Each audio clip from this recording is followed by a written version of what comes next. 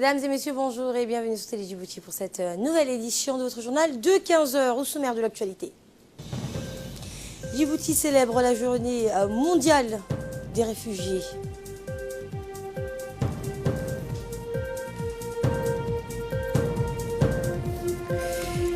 Et dans l'actualité internationale, les États-Unis se retirent du Conseil des droits de l'homme. Nous sommes aujourd'hui le 20 juin, exactement à 6 jours du 27 juin, la date la plus importante du calendrier en République de Djibouti, puisqu'elle marque l'avènement de l'indépendance de notre pays, le 27 juin 1977. Ahmed Hamad, bonjour. Bonjour Asma, bonjour à tous. Donc oui, une indépendance Asma, donc accordée aux pays africains dans les années 60, mais toujours repoussée pour Djibouti, en ce qui concerne Djibouti, et pourtant les revendications djiboutiennes datent des années 50 Asma.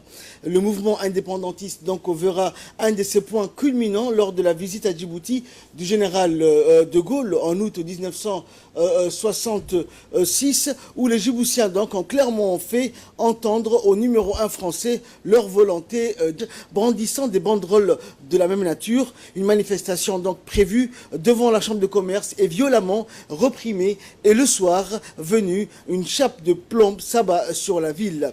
Et la Légion étrangère donc prend d'assaut tous les quartiers de la ville, tirant sur tout ce qui bouge, en dénombrera ainsi de nombreuses, des centaines de victimes. Et dès la nuit tombée, un couvre-feu est instauré.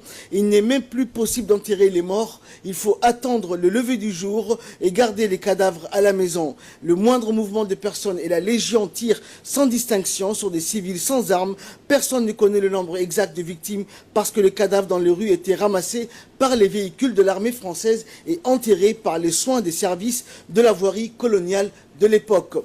Aucune enquête d'encaissement indépendante non plus n'a été faite sur cette nuit de l'horreur, la soirée du 26 août 1966 et bien sûr la journée du 25 août.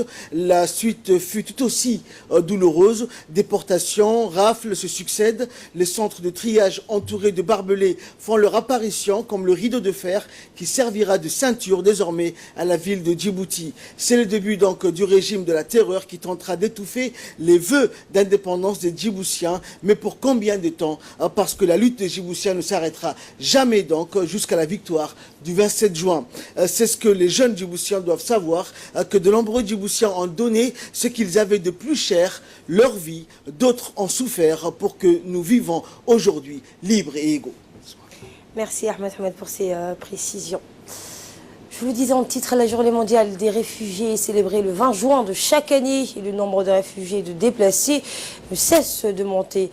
Selon le HCR, les violences, les guerres et les persécutions ont propulsé le nombre des déplacés et de réfugiés dans le monde à 68,5 millions de personnes. Les principales raisons sont les conflits qui ont éclaté en Syrie, au Yémen, en Somalie et en Irak et qui se poursuivent en Afghanistan. Sans oublier les exactions que subissent les musulmans de Birmanie, les Rohingyas. À l'instar du reste du monde, la République de Djibouti donc, a célébré aujourd'hui cette journée mondiale des réfugiés avec pour thème cette année tous avec les réfugiés. La cérémonie de solidarité avec les réfugiés s'est déroulée au centre, à l'Institut français Arthur Rimbaud. Elle a été conjointement organisée par l'ONARS et le HCR. Le 20 juin de chaque année, le monde commémore la force, le courage et la résilience de millions de réfugiés. C'est aussi l'occasion pour le grand public de montrer son soutien aux familles déracinées. Cette journée est aussi dédiée aux personnes qui ont trouvé refuge à Djibouti et qui se trouvent à Hol-Hol, à Adé ou au camp Al-Markazi à Obok. Au menu de la journée, des chants et danses traditionnelles, mais aussi des sketchs et des messages, des remerciements des représentants des réfugiés au président et au peuple djiboutien pour leur accueil et solidarité. Le ministre de l'Intérieur a parrainé cette journée pour les réfugiés où plusieurs personnalités ont participé à la cérémonie, dont les représentants du HCR, de l'OIM, du PNUD, de l'UNICEF, ainsi que le secrétaire général du ministère de l'Éducation et le secrétaire exécutif de l'ONARS, M. Hussein Hassan Dara. Et le ministre de l'Intérieur, Hassan Omar Mohamed, dans son intervention, rappelait que la République de Djibouti a toujours été aux côtés des réfugiés, qu'elle accueille et choix comme ses propres enfants. Voici ses propos. Je voudrais transmettre le message de son Excellence le Président de la République de Djibouti qui m'a chargé, à l'occasion de la journée mondiale des réfugiés, de transmettre ces salutations à tous les sœurs et frères réfugiés. La République de Djibouti a toujours été à la pointe de la protection et la recherche de solutions durables en faveur des réfugiés. Je l'ai dit donc avec fierté.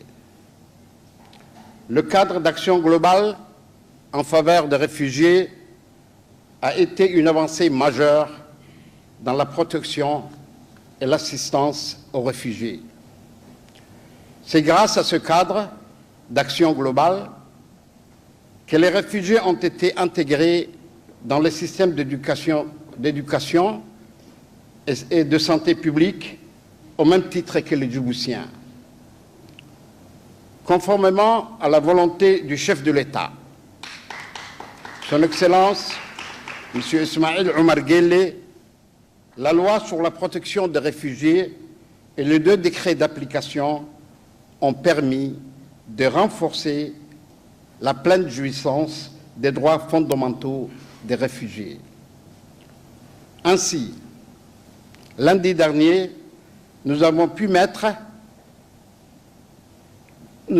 permettre à de nombreux jeunes réfugiés d'accéder à une activité génératrice de revenus grâce au projet d'autonomisation des jeunes locaux et d'intégration des réfugiés avec le soutien de l'OIM et le gouvernement belge.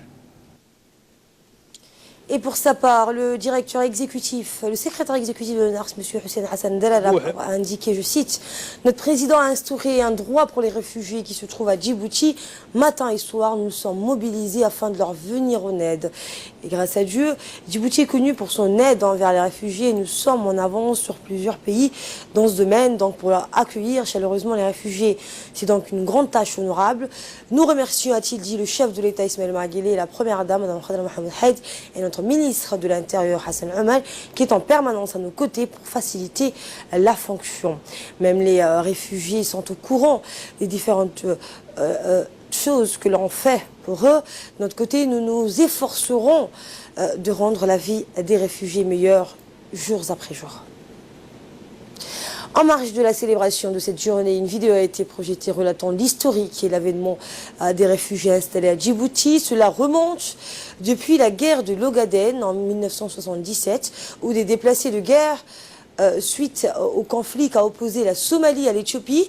Cette guerre a fait fuir donc des milliers de personnes somaliens ou éthiopiens qui ont trouvé refuge en République de Djibouti dans les années 80. Malgré son peu de moyens et République naissante, Djibouti s'est montrée généreuse et hospitalière et a su résorber ce flux migratoire sans commune mesure.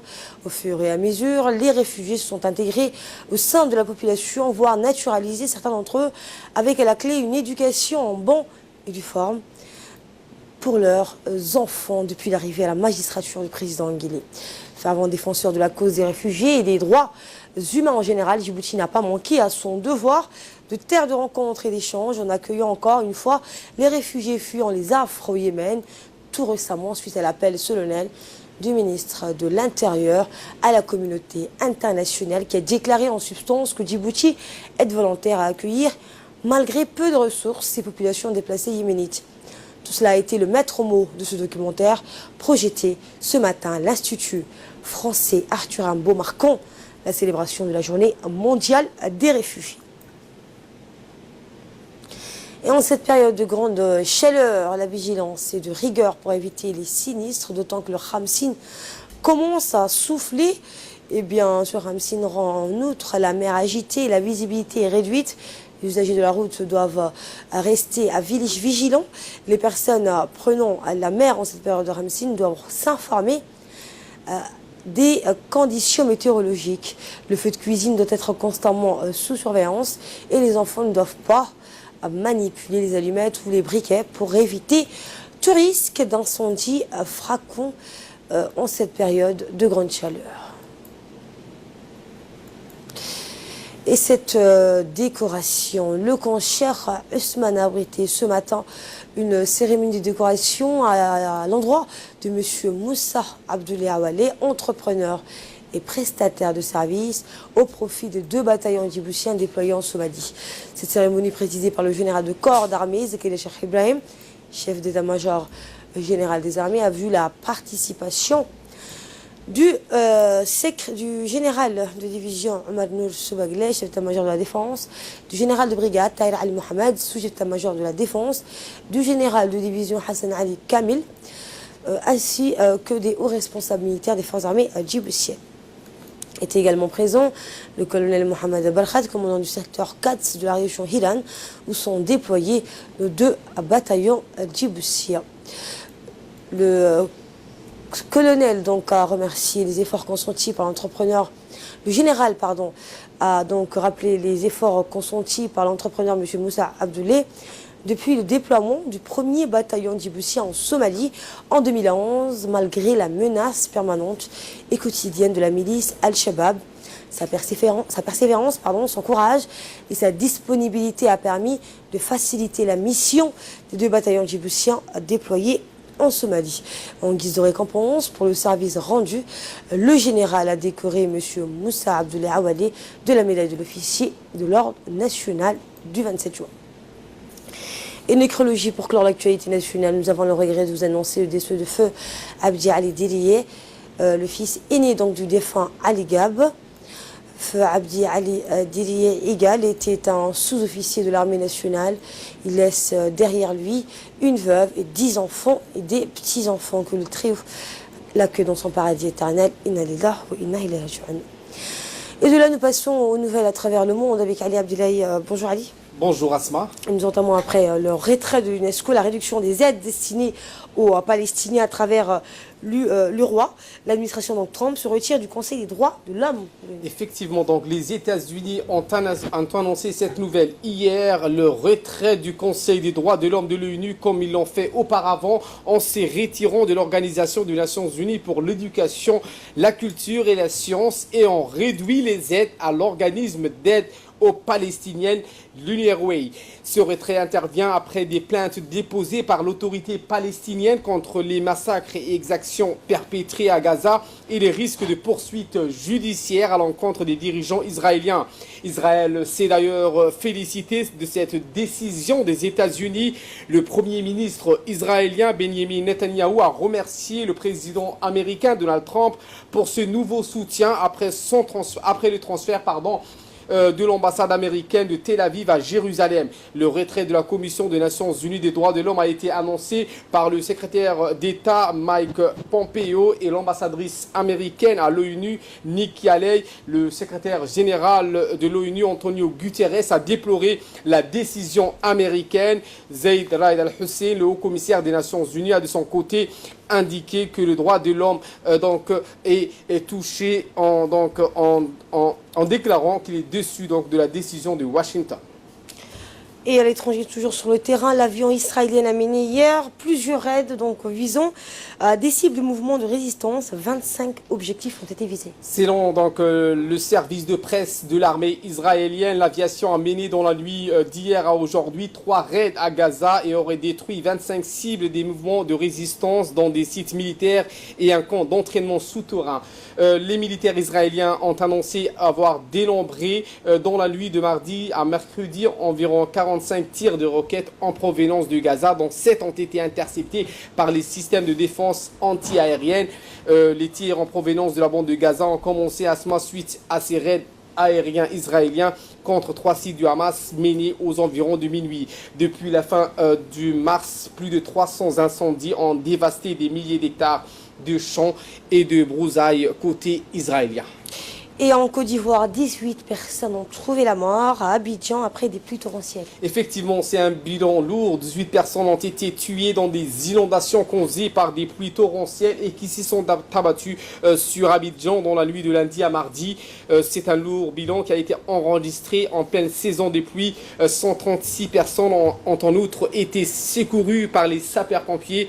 Des pluies torrentielles sont tombées sans interruption de 23h lundi à 6h mardi. Selon plusieurs témoignages, l'eau est montée jusqu'à 2 mètres pendant la nuit. Le Premier ministre ivoirien Amadou Gon Coulibaly a déploré donc le lourd bilan de ces inondations et la récurrence de ce type de catastrophe à chaque saison de pluie de mai à juillet. L'an dernier, les pluies avaient fait à ce moment 15 morts entre mai et juin à Abidjan.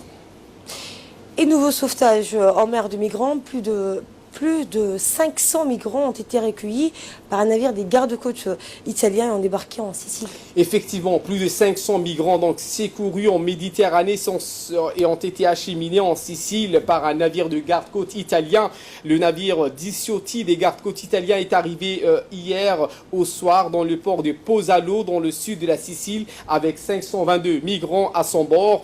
Une dizaine de ces migrants étaient déshydratés, dont 6 enfants, 3 femmes et un homme avaient auparavant été acheminés en priorité à Pozzallo et pris en charge par la Croix-Rouge italienne. Matteo Salvini, le ministre de l'Intérieur et nouvel homme fort de la politique italienne, a clairement fait savoir qu'il serait désormais impossible aux bateaux des ONG venant en aide aux migrants en difficulté au large de la Libye de débarquer leur cargaison humaine dans les ports italiens. Et sport pour l'actualité, Ali, vous nous emmenez en Russie, Coupe du Monde oblige. La Russie en route vers les 8e de finale, le Sénégal qui s'impose face à la Pologne.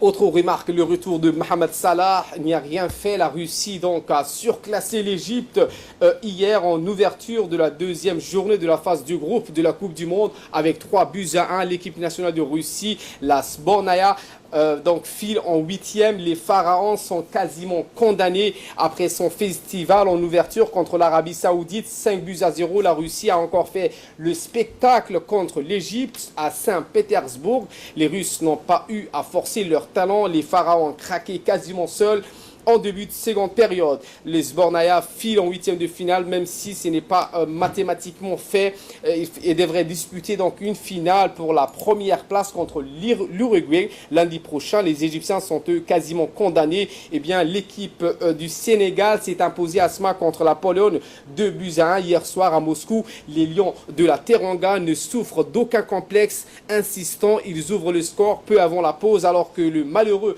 Thiago Klonek dévie une frappe d'Idrissa Gueye contre son propre but à la 38e minute. À l'heure du jeu, le Sénégal profite d'une erreur à ce moment défensive pour faire le break. Kirijoak donc balance un ballon en retrait, mais sa passe lobée est trop courte pour le gardien. Mbaye coupe la trajectoire, passe le portier et marque dans un but vide à la 60e minute. Eh bien, le score n'évolue plus. C'est bien la première victoire africaine dans ce mondial. Le Sénégal rejoint le Japon au nom du groupe H 16 ans après une victoire en Coupe du Monde. Merci Ali Abdoulaye pour ces précisions sur ce qui domine l'actualité hors de nos frontières. Merci à la régie, merci à vous d'avoir suivi ce journal. J'aurai le plaisir de vous retrouver à 22h pour un nouveau journal. Passez tous un très bon après-midi sur Télé Djibouti, bien évidemment.